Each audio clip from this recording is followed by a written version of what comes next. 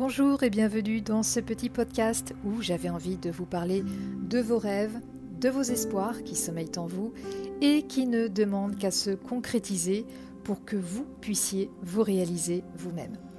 Alors peut-être que ces rêves, peut-être que ces espoirs ne sont pas encore accessibles parce que vous avez peur ou parce que ce n'est pas encore le bon moment ou parce que les gens vous disent que ce serait une folie, que sais-je encore. Et si vous vous prouviez le contraire, si vous leur prouviez le contraire. Parce que si c'est un projet qui compte sincèrement pour vous, eh bien vous devriez vous donner une chance d'essayer. Parce que même le plus grand des échecs, eh bien ce ne sera rien comparé au fait de n'avoir jamais essayé de se donner cette chance-là. On en parle tout de suite.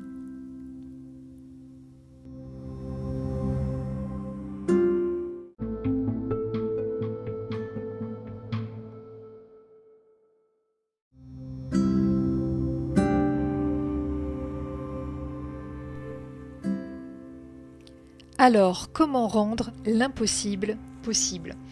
Eh bien, en fait, ça va dépendre de plusieurs choses. D'abord du côté accessible de ce projet ou de ce rêve. Ça va dépendre de la combativité dont on est capable, et je parlerai même de performance lorsqu'il s'agit d'obtenir quelque chose qui nous tient réellement à cœur. Et enfin, ça va également dépendre aussi et surtout de nos croyances internes. Parce que finalement, est-ce que vous savez quelle est notre seule véritable limite ? Eh bien, tout simplement, c'est nous-mêmes. Nous savons parfaitement nous discréditer tout seuls et pour ça, on n'a pas forcément besoin des autres. Par exemple, ça a dû forcément vous arriver, dans la même journée, on reçoit un compliment et un reproche. Eh bien, c'est davantage le reproche que nous allons maintenir dans notre mémoire. Alors, première chose, il faut apprendre à être bienveillant avec soi-même.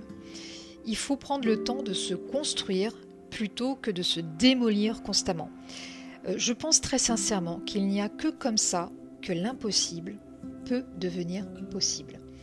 De même, il est impératif de s'entourer de gens qui sont eux aussi bienveillants vis-à-vis de votre personne, des gens qui sont à votre écoute, des gens qui croient en vous, et des gens qui vous donnent envie d'avancer vers le but que vous vous êtes fixé.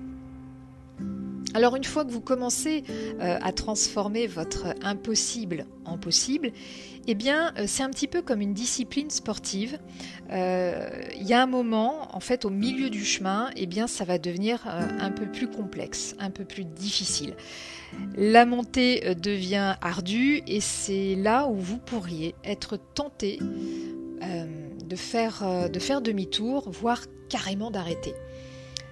Sauf que c'est précisément à ce moment-là qu'il faut continuer l'effort. Alors si c'est trop compliqué, on peut faire une petite pause.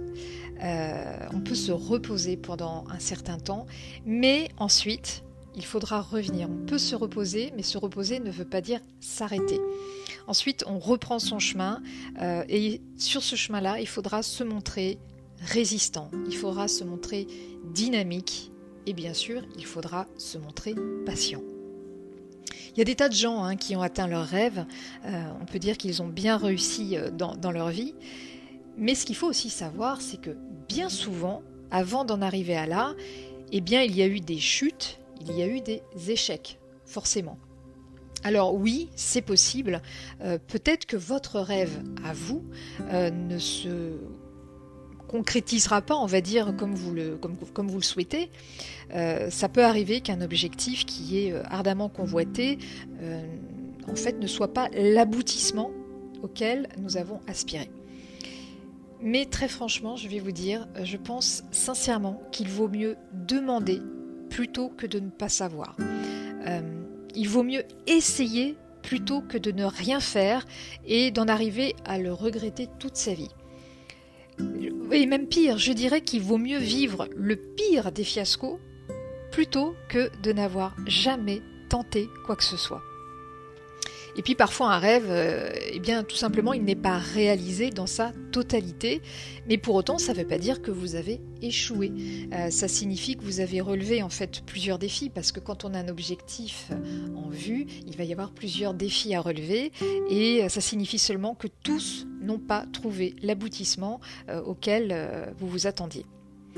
Et puis sans compter que vous n'êtes pas obligé de créer votre rêve tout seul dans votre coin. Vous pouvez, et je dirais même que vous devez le partager, ce rêve. Parlez de vos objectifs et de vos avancées à ces gens qui vous font du bien et dont je vous parlais au début. Parce que vous allez traverser des incertitudes. Vous allez probablement être accablé par le doute, vous allez même ressentir de la peur, et c'est à ce moment-là que vous aurez besoin d'être inspiré par ceux qui vous entourent. Vous aurez besoin d'être relevé si vous êtes à terre. Et pour ça, ce sont ces personnes-là qui vous insuffleront de la force au moment où vous en aurez le plus besoin. Donc on va résumer. D'abord, vous identifiez votre rêve, le projet qui est véritablement le plus important pour vous, celui dans lequel vous serez vraiment vous-même. N'oubliez pas d'être bienveillant avec vous et choisissez, ça c'est très important, de vous entourer de personnes qui seront elles aussi bienveillantes envers vous, mais il faut aussi que ce soit des gens qui soient bienveillants envers les autres de manière générale. Ensuite, continuez vos efforts au moment où ce sera le plus difficile. Accordez-vous une petite pause si c'est nécessaire et revenez toujours vers votre objectif. Et si jamais ça ne devait pas se concrétiser pour une raison ou pour une autre, n'oubliez jamais, mais vraiment ça c'est un message qui est très important et que j'aimerais que vous gardiez en vous, n'oubliez jamais qu'il vaut mieux avoir essayé d'accomplir cette chose essentielle pour vous à ce moment-là, que de n'avoir jamais rien tenté. Parce qu'en fait, le doute est bien plus terrible à assumer qu'un défi qui a été imparfait. Et pour finir, partagez votre rêve avec des personnes dignes de confiance. C'est elles qui seront capables, qui auront cette capacité à trouver les mots justes pour vous aider à repartir du bon pied. Dans la vie, rien n'est jamais vraiment facile. Ce n'est jamais le bon moment pour rendre quelque chose qui semble impossible en possible. Mais le truc, c'est que toutes ces barrières que l'on se met soi-même, ce sont des pièges. Et ce sont des pièges que l'on se tend tout seul, que l'on se tend soi-même.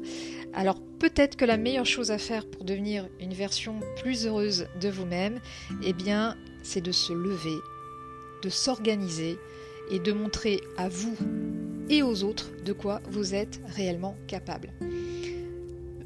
Franchement, si c'est quelque chose qui vous tient à cœur, lancez-vous dans l'aventure, parce que malgré tout ce que vous croiserez sur votre chemin, je pense que ce qui se trouve de l'autre côté peut réellement valoir le coup.